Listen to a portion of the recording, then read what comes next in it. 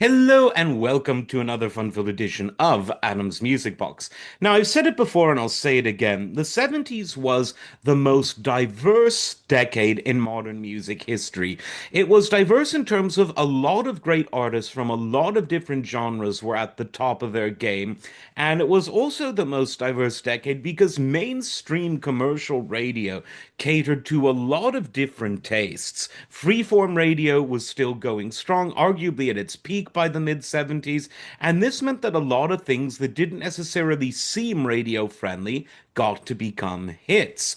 Now, Procol Harum was already a successful band by 1972, but it was that year, at least I think it was that year, yeah, it was that year that they released a live album, a live album by the Edmonton, with, well, not by, but with the Edmonton Symphony Orchestra and the Da Camera Singers, all Canadian based.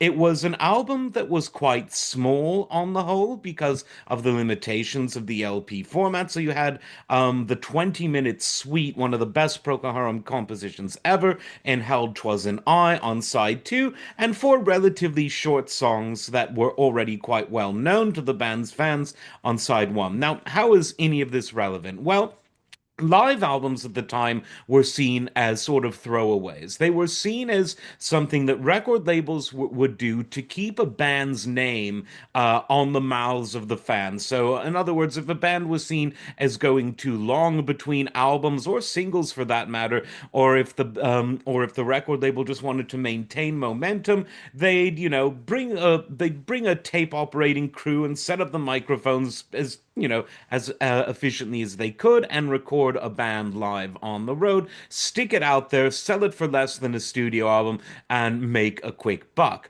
That was the general format. And this album, at least conceptually, may have filled that purpose for the record company, but in reality, it did a lot more. It was one of the early albums in which a band played live with an orchestra. It had been done before by Deep Purple with their various orchestral pieces that John Lord had composed, the first of which being the Concerto for Group and Orchestra. Keith Emerson and the Nice had done it, but it was pretty sparse at this time. This was before ELP did it in the late 70s with their tour. It was again something you just didn't see. And Procol Harum, for this performance that was captured on tape, they did it and it actually worked really well. Sound balance issues, sure, not as perfect as they would have been in a studio, but it still sounded pretty good. And a hit came from the album because even though the song Conquistador was from the debut Procol Harum album, it only became somewhat of a hit single when the live version off of this album was released.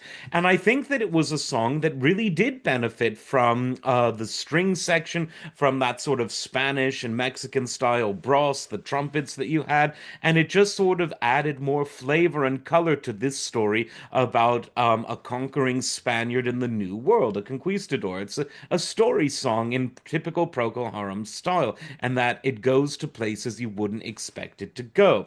Of course, Procol Harum are one of my favorite bands, so I've always been someone who's listened to this album, but I just got thinking that in an age where live albums were still considered less relevant, it was a damn good album that helped to bring to life a song by Procol Harum that had largely been ignored by the public until then. Who'd have thunk it?